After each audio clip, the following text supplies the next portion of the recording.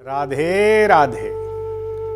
जीवन बहुत ही अमूल्य है और भक्ति उससे भी अमूल्य है। मानव का जीवन हमें प्राप्त हुआ है कईयों करोड़ों जन्मों के बाद, ऐसा हमारे शास्त्र एवं पुराण कहते हैं। और प्रत्येक मानव करोड़ों जन्मों में करोड़ों पाप एवं करोड़ों पुण्य कर चुका है और इस जीवन में आने के बाद जब उसे सुख की प्राप्ति होती है तब वो परमात्मा को भूल जाता है। और यदि उसके जीवन में दुख ही दुख, परेशानी और समस्याओं का वो सामना करता है, तब वो अपने आप को कोसता है कि मैंने ऐसे क्या दुष्कर्म किए हैं जिसकी सज़ा मुझे मिल रही है, मैं क्यों आज इतनी परेशानियों में हूँ, वो ये जान नहीं सकता। और इसी कश्मकश में उसकी मुलाकात काफ़ी लोगों से होती है। कई बार वो मंदिर जाता है, कई बार वो ज्योतिषियों के पास जाता है, कई बार संतों के पास जाता है, पर उसे कोई मार्ग दिखाई नहीं देता। इसका सबसे बड़ा कारण है कि हमारे करोड़ों जन्म हो चुके हैं, ये हमारा शास्त्र कहता है। तो प्रत्येक जन्म में यदि हमने कुछ पुण्य किए, मान लीजिए आपके 100 करोड़ जन्म हो चुके हैं, और यदि आप एक जन्म में भी एक पुण्य करते हैं तो 100 करोड़ पुण्य आपके साथ हैं। परंतु यदि उसी जीवन में आपने कम से कम अगर 5 से 10 पाप किए हैं तो करोड़ों पाप भी आपके जीवन में सम्मिलित हैं। प्रारब्ध ये बताता है कि व्यक्ति के अच्छे और बुरे कर्म ही उसके साथ चलते हैं। तो इस जीवन में यदि हमारी भी ऐसी ही समस्याएं हैं जिनसे हम परेशान हैं, तो इसका एक बहुत ही सरल और अच्छा उपाय हमें अग्नि पुराण से प्राप्त होता है। अग्नि पुराण 18 पुराणों में से एक पुराण है और इसमें भगवान स्वयं, भगवान नारायण, भगवान शिव वशिष्ठ जी के द्वारा सभी को ये ज्ञान पहुंचाते हैं कि व्यक्ति को कैसे कर्म करने चाहिए। और यदि आप भी चाहते हैं कि आपके जन्म के करोड़ों पाप नष्ट हो जाएं, तो आपको एक छोटा सा उपाय करना है। अग्नि पुराण के 48वें अध्याय में संख्या नंबर 5 से लेकर के 38वें अध्याय तक इसका स्पष्ट रूप से वर्णन है। तो हमें करना क्या होगा?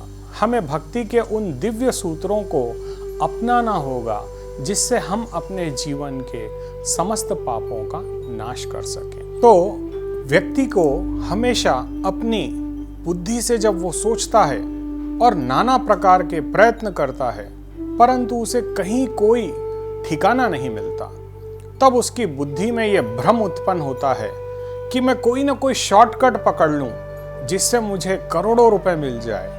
पर ऐसा संभव नहीं है। देखिए, मानव का काम प्रयत्न करना है, फल देना या न देना ये परमात्मा की इच्छा है। परंतु हम इस जन्म में यदि चाहें तो हमारे बुरे प्रारब्ध को काट सकते हैं। उसका सबसे अच्छा उदाहरण हमारे पुराणों से हमें प्राप्त होता है और वो छोटा सा मार्ग है भक्ति।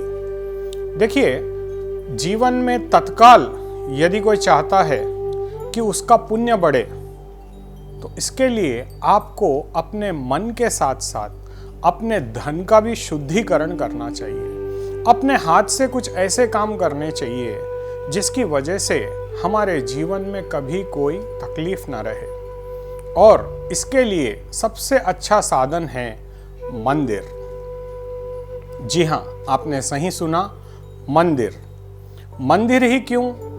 क्योंकि आगम शास्त्र और अग्नि पुराण में इसके बारे में बहुत स्पष्ट रूप से ये लिखा गया है कि यदि कोई व्यक्ति देवालय यानी मंदिर का निर्माण करता है, या यदि मंदिर का निर्माण हो चुका है, उसमें भगवान की प्रतिमा प्रोवाइड करता है, या मंदिर काफ़ी पुरातन काल का है, या मंदिर का जीर्णोद्धार करता है। क्योंकि देखिए, नया मंदिर बनाने में यदि मान लीजिए आपको 100 करोड़ का पुण्य मैं पैसों में इसीलिए ले रहा हूँ क्योंकि आजकल हम लोग हर चीज प्रैक्टिकल सोचने लग गए हैं। कई बार ऐसा होता है कि जब लोग आते हैं हमसे मिलने और बात करते हैं, तब विशेष रूप से काफ़ी लोगों की ये जिज्ञासा होती है कि पंडित जी, गुरु जी, ये पूजा करने से मेरे जीवन में कितने दिन में बदलाव आ जाएगा, कब मेरी नौकरी लग जाएगी,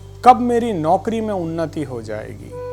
और ऐसे कई सवाल व्यक्ति के मन में आते हैं जिनका वो जवाब गुरुओं से, पुजारियों से, संतों से चाहता है, परंतु वो एक छोटी सी बात को नहीं समझता कि उस व्यक्ति को हमेशा भक्ति में यदि वो रहता है। देखिए, भक्ति के भी बहुत सारे रूप है। नवदा भक्ति के बारे में इसमें स्पष्ट रूप से हमारे पुराणों में चर्चित है। हमें करना ये है कि हमें अपने मन को परमात्मा के कार्य में लगाना है। इसका छोटा सा उदाहरण हम आपको भद्राचलम का देते हैं। देखिए, भद्राचलम में रामदास नाम का एक भक्त था और उसके अंदर राम भक्ति इतनी जागृत हुई कि उसने ये संकल्प लिया कि मैं यहाँ पर राम मंदिर का निर्माण कराऊंगा और जब तक ये राम मंदिर का निर्माण न हो मैं अपने घर में नहीं रहूंगा। वो एक वृक्ष के नीचे अपना घर बना करके रहने लगे और उनकी भक्ति से प्रसन्न होकर स्वयं रामचंद्र प्रभु इस धराधाम में पधारे।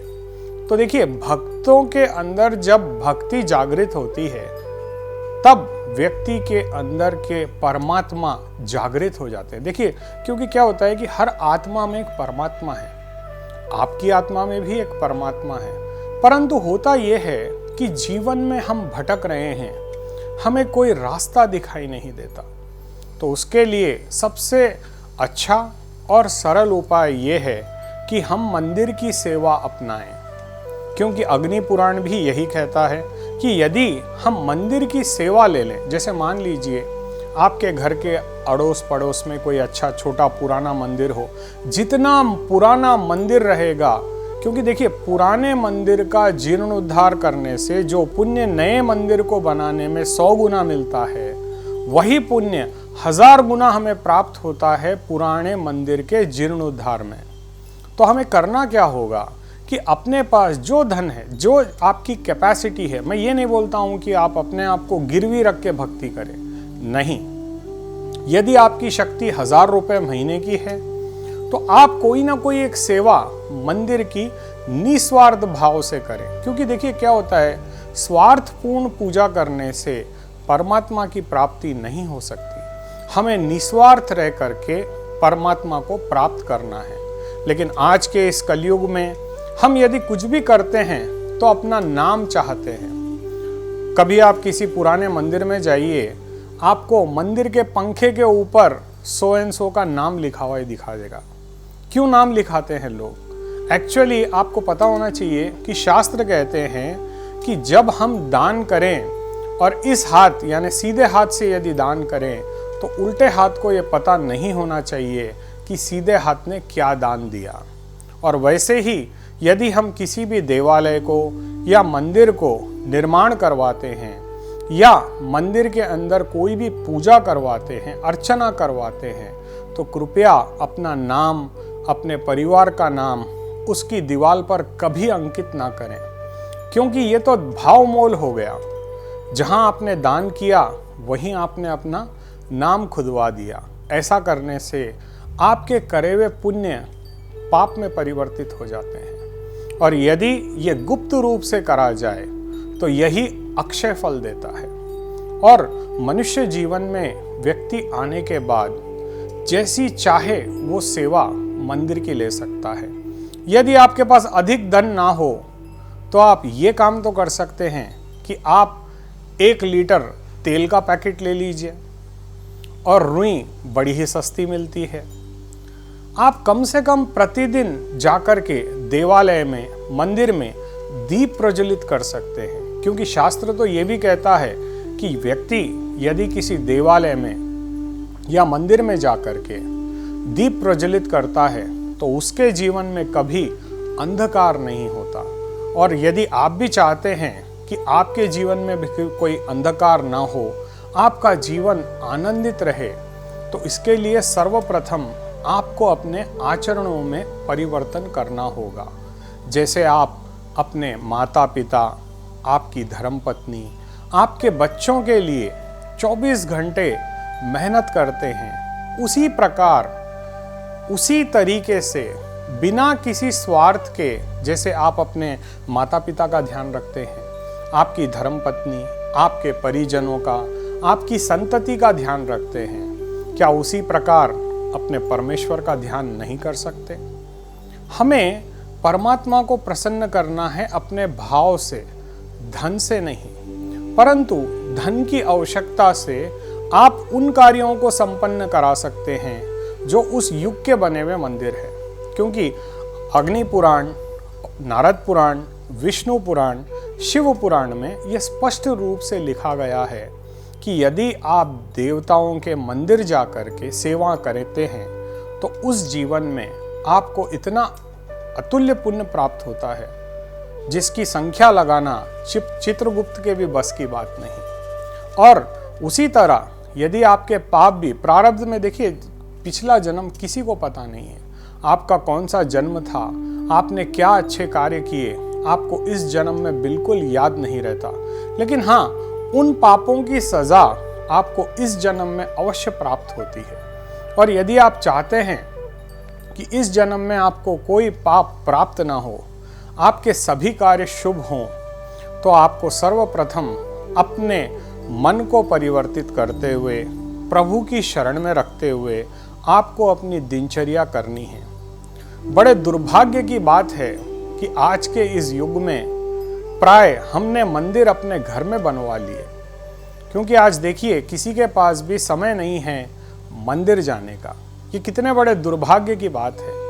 हमारे सनातन धर्म में इतने दिव्य और पुरातन मंदिर हैं, परंतु हम भटक रहे हैं चमत्कारी मंदिरों के चक्कर में। हर मूर्ति में, हर कण कण में परमात्मा है, सिर्फ हमें चाहिए अपने भाव। इसीलिए तो बोलते हैं ना, जो भजते मुझे भाव से मैं उनका ही हो जाता। परमात्मा ये कहते हैं कि मुझे आपको भाव से पुकारना है। वो तो घट घट वासी है, वो तो आपके मन में रहता है, केवल आपको उसे पुकारने की आवश्यकता है। जैसे एक अबोध बालक अपने माता पिता को पुकारता है, उसी प्रकार से यदि हम भी पूर्ण श्रद्धा के साथ उस परमात्मा, उस परमेश्वर को पुकारें, तो वो भी हमारे समस्त पापों का नाश करेगा, ऐसा खुद परमात्मा ने कहा है। परंतु होता यह है कि आज हम लोग भक्ति भूल चुके हैं, मंदिर जाना भूल चुके हैं। कई लोग तो सिर्फ कर्म के पीछे दीवाने हैं और ये भूल चुके हैं कि आप इस समस्त संसार का धन जोड़ लीजिए, परंतु क्या आपके मन में शांति आ सकती है? नहीं आ सकती। शांति आ सकती है केवल उसके नाम में। तो आज से ये प्रण लीजिए कि हम पुराने मंदिरों का जीर्णोद्धार करेंगे, जितना आपकी शक्ति हो उतनी सेवा करेंगे, और तत्काल सेवा से आप परमात्मा का नाम स्मरण शुरू कीजिए। क्योंकि नवदा भक्ति में सर्वश्रेष्ठ बताया गया है स्मरण भक्ति को। और यदि आप कोई भी कार्य परमात्मा को स्मरण करते हुए करते हैं तो जीवन में कभी कोई निराशा आपको नहीं छू सकती, और आपके प्रारब्ध के भी समस्त पाप कर्मों का नाश आप केवल भक्ति से कर सकते हैं, केवल भक्ति से। यही हमारे पुराणों में उल्लेखित है और हमें इसी का अनुसरण करना चाहिए। क्योंकि व्यक्ति जब भक्ति में अपने जीवन को बना लेता है तो उसके प्रारब्ध को भी बदलने का, उसके भाग्य को भी बदलने का उसे अधिकार स्वयं परमात्मा देते हैं। तो हमें इस बात का विशेष ध्यान रखते हुए समस्त देवालयों में आप कम से कम चिराग लगाना प्रारंभ कीजिए, दूध सेवा प्रारंभ कीजिए, फूल सेवा प्रारंभ कीजिए, या तन से कम मंदिर को साफ करिए, वहाँ पे कलर करवाइए। पुराने मंदिरों का जितना आप जीर्णोद्धार करेंगे उतना ही सनातन मजबूत होगा, आपके प्रारब्ध के समस्त पापों का नाश होगा। राधे राधे।